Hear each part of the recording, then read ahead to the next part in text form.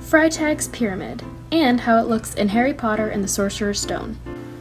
Freytag's triangle was named after its inventor, Gustav Freytag. Freytag was a German author who in his free time liked analyzing ancient Greek literature and Shakespearean tragedies.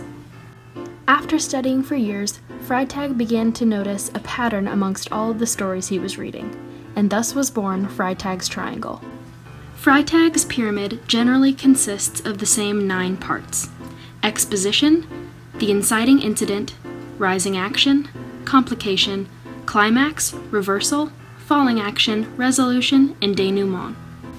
But as we're about to find out, Freytag's pyramid can relate to a lot more than just ancient Greek plays and Shakespearean tragedies.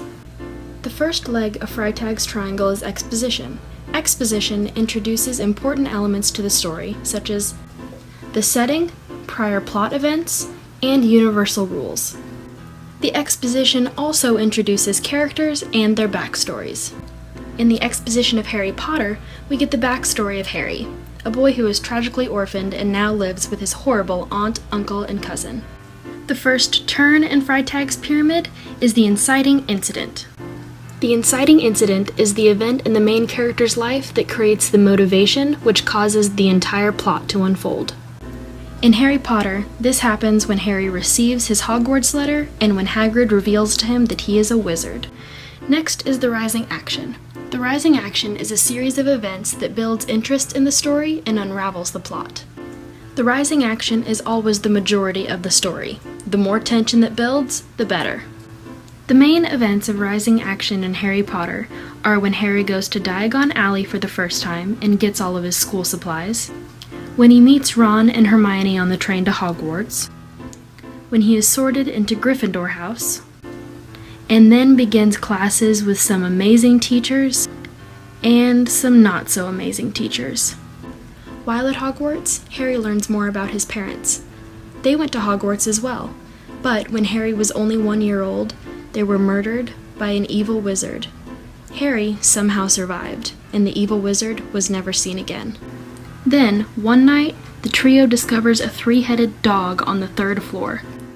They begin to suspect that their potions teacher, Professor Snape, is behind it. Shortly after that, a violent troll is found wandering the school.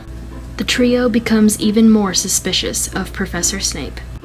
For Christmas, Harry receives an invisibility cloak from an anonymous source.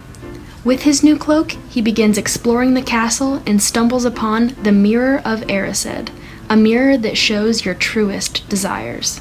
A little while later, Hagrid accidentally reveals that the Sorcerer's Stone is the mysterious object that's being kept in Hogwarts, guarded by the 3-headed dog.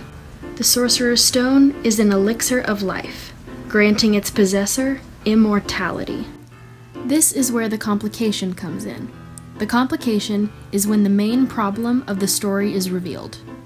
The complication in Harry Potter is when the trio realizes that someone is trying to use the Sorcerer's Stone to bring the evil wizard that murdered Harry's parents back to life. Now the rising action continues. While researching the Sorcerer's Stone, the trio break curfew and get detention. They're sentenced to detention in the Forbidden Forest, where they find a hooded figure drinking the blood of a unicorn. Just like the Sorcerer's Stone, unicorn blood grants the drinker immortality. Now fully convinced that Professor Snape is helping the evil wizard that killed Harry's parents come back to life and gain immortality, the trio descends into the trapdoor. Once through the trapdoor, the trio faces a series of challenges, the most difficult being a giant chess game. After Ron gets injured, he and Hermione stay behind, and Harry braves forward. Next is the climax, which changes the protagonist's fate. In this climax, it is revealed that Professor Quirrell was behind the shenanigans all along, not Professor Snape. The whole time, Professor Quirrell had been helping out the evil wizard, even letting him use his body like a parasite. Next is the reversal, or the peripeteia, which in Greek means sudden change. The sudden change for Harry is when he looks into the Mirror of Erised and suddenly feels a weight in his pocket. The weight is the Sorcerer's Stone. Harry now has the power. Now we move on to the falling action, where all of the conflict that's been building up unravels. Harry and Quirrell fight for the stone. But when Harry reaches up to touch Quirrell's face, Quirrell starts disintegrating like stone. Professor Quirrell and the evil wizard both disappear. But Harry collapses, exhausted. This is the point in the story where the tension is most palpable. We don't know if Ron is okay, we don't know if Harry's okay, we don't really know anything. But then comes the resolution, the sweet release of that horrible tension. Harry wakes up in the hospital wing. Dumbledore informs him that his friends are okay, and the stone has been destroyed, so it can never be used for evil again. Harry reunites with his friends, and they're all very grateful that they're okay. Not only that, but Gryffindor wins the House Cup. The trio's heroics play a large part in their win. Finally is the denouement. This is the point in the story when the reader finds out if the protagonist lives happily ever after, or not so happily ever after. Harry's ending seems pretty happy. He has 2 new best friends, and a wonderful new school that he loves. He doesn't really want to go home for the summer, but he knows that in just a few months, he'll be back at Hogwarts with his friends again. But what he doesn't know is that there is much more darkness in his future.